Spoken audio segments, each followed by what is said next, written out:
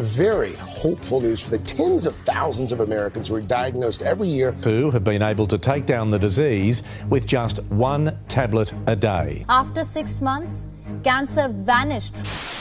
Cancer freaking sucks. And if you or a loved one has ever suffered with the disease, you know just how terrible it can be. I lost my father to colon cancer some 10 years ago. And when I heard the news of Kate Middleton's cancer diagnosis, the memories came flooding back. Particularly because I underwent major abdominal surgery in London in January, as stated in her recent announcement video, which reminded me of the surgery my own father underwent. His was a bowel resection, the targeted removal of a portion of his colon or large intestine, where cancer had been previously detected via colonoscopy and biopsy. Colonoscopy involves the endoscopic examination of the large bowel, and biopsy refers to the removal of a piece of tissue or a sample of cells from your body so that it can be tested in a laboratory. Kate also mentioned that the surgery was successful. However, tests after the operation found cancer had been present. Unlike in my father's case, a major surgery preceded Kate's cancer diagnosis. So if her major surgery was initially deemed a success, it could be that they were attempting to remove a tumor that, at the time of surgery, was undetermined. Potentially cancerous, potentially benign. Thus, the surgery is successful, while the tissue was revealed later to be cancerous. As mentioned before, my father's cancer was detected in a different manner, via less invasive procedures, colonoscopy and biopsy, which ultimately led to a major operation to remove the cancer they already knew was there. For Kate and my father, chemotherapy was suggested as a preventative measure after the cancerous tissue had been removed, to reduce the likelihood of its return. In my father's case, it worked as intended, though only for one round of treatment. Ultimately, after several years, his cancer reappeared, spread, and when he refused to undergo another round of chemo, it was only a matter of time. Today's video focuses on chemotherapy, also called chemo, where specific drugs are used to kill cancer. First, we'll need to talk a little bit about what cancer is before we can understand why in some cases chemo may be in a patient's best option, and why a patient may refuse chemotherapy even when faced with their own mortality. Let's begin. Personally, in 2024, I am looking to improve my own emotional intelligence so that I can become a better communicator for those with whom I work and for those who work for me. I'm also looking to become more expressive about how I feel with the people who are important to me, and to learn how to better receive criticism without becoming angry and defensive. These are goals that are a tall order by any means, but this is where I can use services like today's sponsor to help me to achieve these goals. This video's sponsor, BetterHelp, is an online service that makes starting therapy easier and less intimidating for many people. They allow you to engage in therapy sessions in a way and a time that is convenient to you. You can have therapy sessions by phone call, video chat, or even by messaging if you prefer. Their service can match you to one of over 30,000 therapists, a part of their network, based on your needs, preferences, and location. So you aren't just limited to the expertise that might be available to you in your own city. Typically, in most cases, you'll be matched with a therapist within 48 hours. And if you feel like your therapist isn't a great fit, you can easily switch therapists at the click of a button in your settings at no additional cost. And as someone who has struggled to find the right therapist in the past, this service would have been perfect for me at those times, I can tell you. Don't wait to get started. Join over 4 million people who have used BetterHelp to start living a healthier, happier life. Visit betterhelp.com/Dr. Chris, or click the link in the description to get started today. Clicking the link supports the channel, and you get 10% off your first month of BetterHelp. Start now to connect with a therapist to see if they can help you. Cancer is a disease in which some of the body's cells grow uncontrollably and spread to other parts of the body, as explained by the National Cancer Institute. Cancer can potentially occur in any part of the body where there is cellular activity, as it arises from abnormal cell growth. However, it is far less common in areas such as the nails, hair, or teeth, as these areas have specialized cells with limited potential for cancerous transformation. Normally, our cells grow and multiply as required for various biological processes. through the process of cell division, or mitosis. And when they become old or damaged, they die, with new cells taking their place. But as the NIH tells us, sometimes this orderly process breaks down, and abnormal or damaged cells grow and multiply when they shouldn't. In many cases, these abnormal cells clump together to form a tumor, a mass of tissue,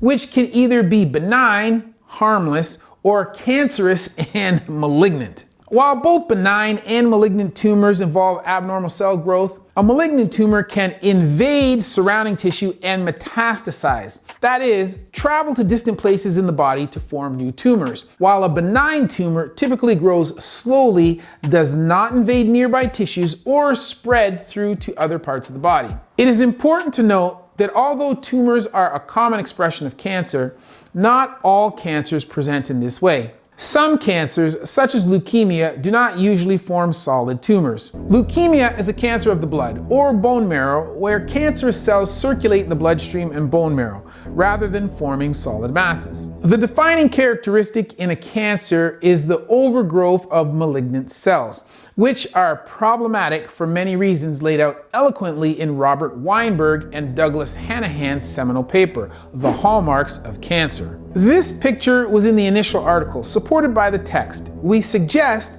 that most, if not all, cancers have acquired the same set of functional capabilities during their development, albeit through different mechanistic strategies. Self-sufficiency in growth signals. Normal cells grow only when they received a signal to do so. Cancer cells can generate that signal internally and can grow without ever having received such a signal from the outside. Insensitivity to anti-growth signals. Cancer can dodge the many signals that exist to slow down cell growth in normal cells. Tissue invasion and metastasis. Unlike normal cells, which are usually local to one area in the body, cancer cells spread around and invade other areas in the body as well. Limitless replicative potential.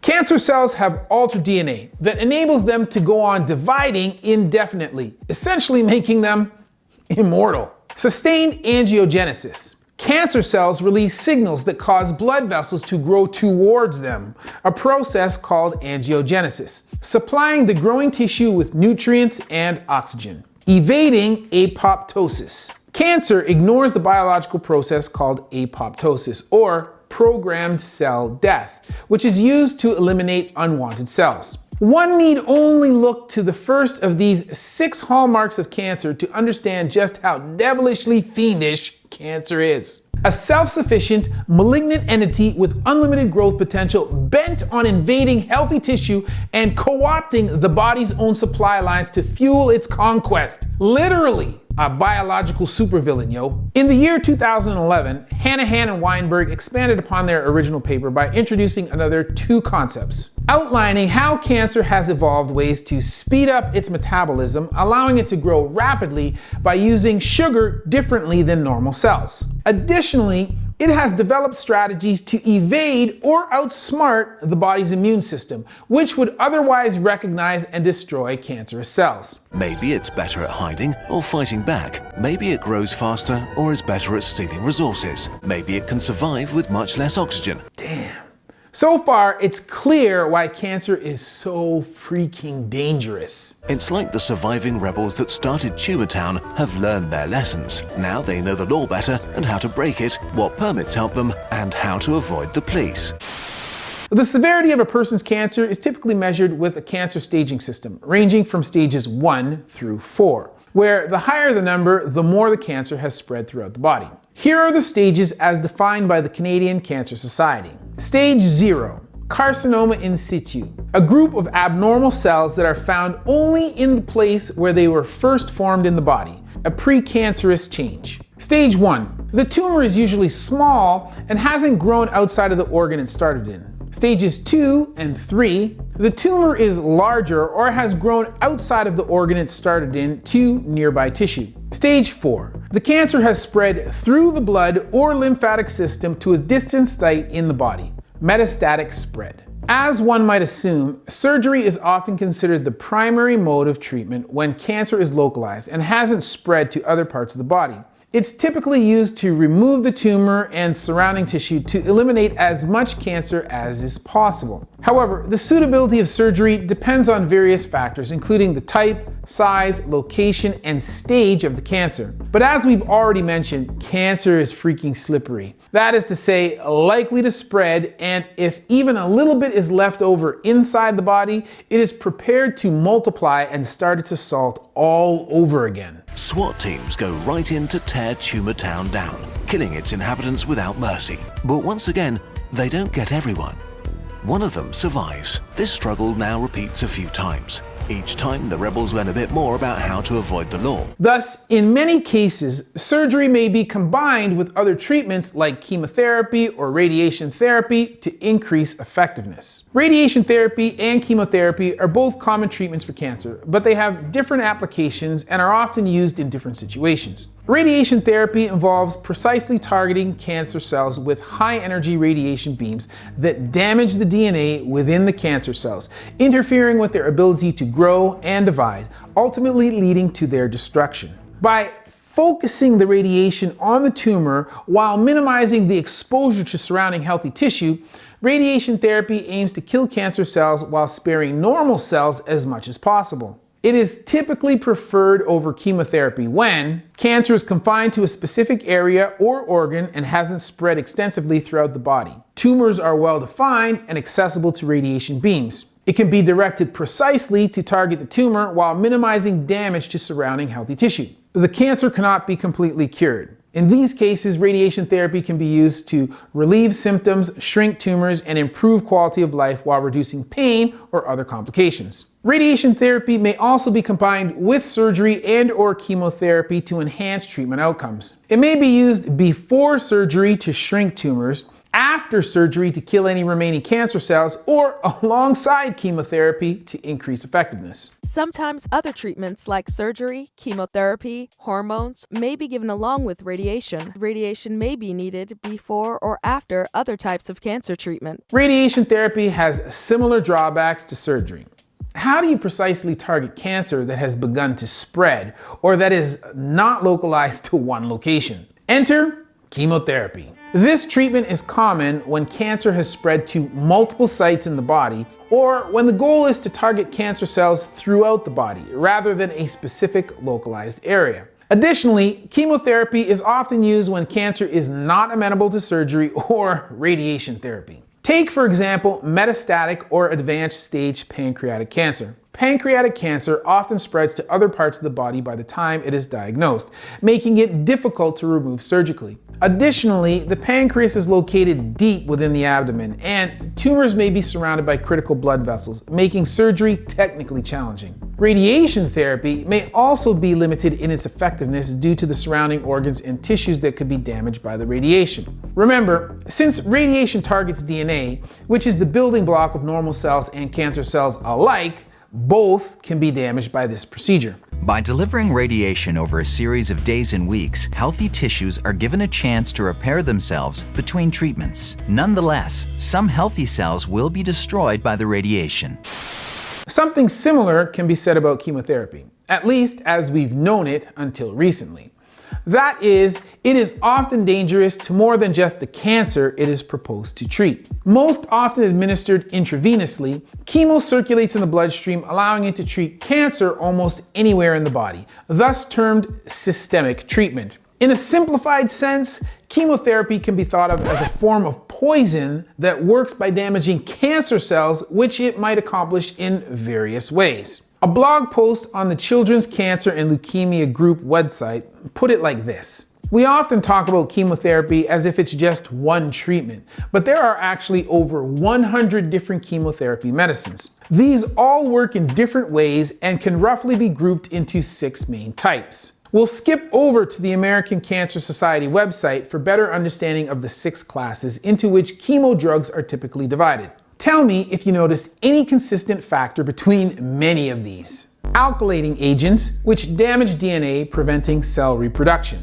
Antimetabolites interfere with DNA and RNA by substituting normal building blocks, which prevents cell reproduction. Anti-tumor antibiotics interfere with enzymes involved in copying DNA during the cell cycle. Topoisomerase inhibitors interfere with enzymes called topoisomerases, aiding DNA replication. Mitotic inhibitors are derived from natural products, but are a little different, and they prevent cell division by breaking the tiny filaments which organize the chromosomes and hold them in place during cell division. And corticosteroids are natural hormones or hormone-like drugs used in treating various cancers that help to mitigate the negative effects of other drugs. Though this brief summary belies the complex interaction of each individual drug, we should be able to recognize a commonality.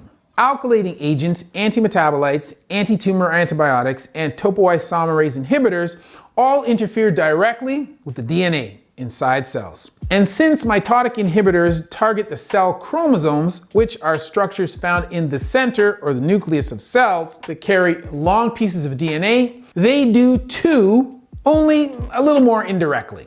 That leaves only corticosteroids, which, although not directly involved in DNA interference, are included for their role in mitigating the negative effects of other drugs used in cancer treatment. DNA serves as the genetic blueprint for most forms of life, including all known cellular organisms and all of our cells. When DNA breaks down or can't replicate, it can lead to cell death, which is the goal when chemotherapy is used to address cancer. But there's a catch.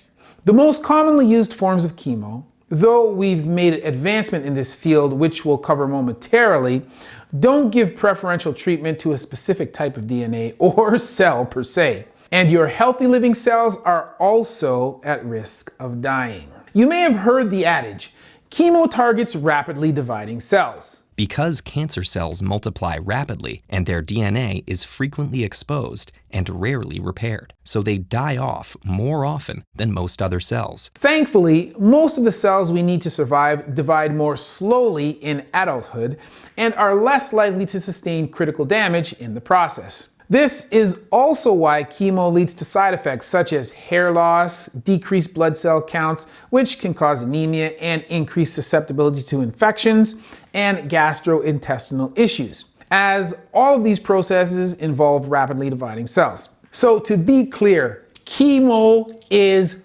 poison. And taken long enough, all cells would suffer and the organism would die. If I had to quickly throw together a list ranging from otherwise healthy cells most likely to sustain damage during the chemo, it might look something like this. But eventually, and this list is by no means exhaustive, as virtually any cell or tissue in the body could potentially be impacted by chemotherapy. And once we arrive at the heart, lungs, and nervous system, we're pretty much close to the end. Best card ever. Says chemo sucks. I think back to my father, who, after having undergone one round of chemo treatment and feeling its effect firsthand, opted out of a second round. Once it is established that a cancer is no longer curable, the patient is stuck between two dangerous alternatives that ultimately will lead to death. But on the inside, it says, but if it sucks the cancer right out of you, then yay, chemo. Nausea, vomiting, general malaise, and a whole host of other symptoms of sickness with a chance that you might survive, or a progressive painful deterioration with a likely lethal endpoint. This is the grim reality many people are faced with every day. Even with all of my education around this topic and an earnest plea from loving family members, I was unable to convince my father that additional chemotherapy would have helped him. That's how unpleasant some chemotherapy treatment can be. So, to anyone struggling with cancer and this type of decision, my heart goes out to you. Thankfully, the tireless efforts of cancer researchers around the world have led to advancements in chemotherapy, and in the future, it may become far more precise, targeting only a patient's cancer. In a 2021 article published in American Family Physician, Claire Elizabeth Powers-Smith and Vinayak Prasad gave an overview over targeted cancer therapies that involve chemotherapeutic agents that attack, directly or indirectly, a specific genetic biomarker found in a given cancer. The so-called molecular targeted therapy involves targeting specific molecules or pathways involved in cancer growth and progression, rather than simply inhibiting all rapidly dividing cells,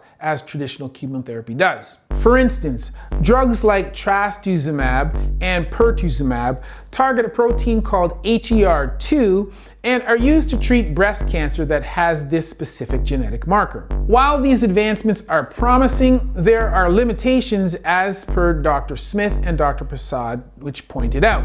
Although targeted oncology has improved survival by years for some incurable cancers such as metastatic breast and lung cancer, as few as 8% of patients with advanced cancer qualify for targeted oncology medications, and even fewer benefit. Similar approaches to targeted cancer therapy have been outlined elsewhere. Just over 10 years ago, in 2013, Won-Duck Ju and Irene Vicentin-Gilmore published an article entitled "Targeted Cancer Therapy. Are the Days of Systemic Chemotherapy Numbered?" They highlight the growing number of FDA-approved monoclonal antibodies and small molecules that target specific types of cancer, indicating the increasing relevance of targeted therapy in cancer treatment. As you can tell though, in the years between these articles, no definitive cure has been found because, well, advancements are made painstakingly, especially in medicine where a simple miscalculation or misinterpretation may be fatal. That said, a step forward is a step forward, and the aforementioned article gives us reason to be hopeful.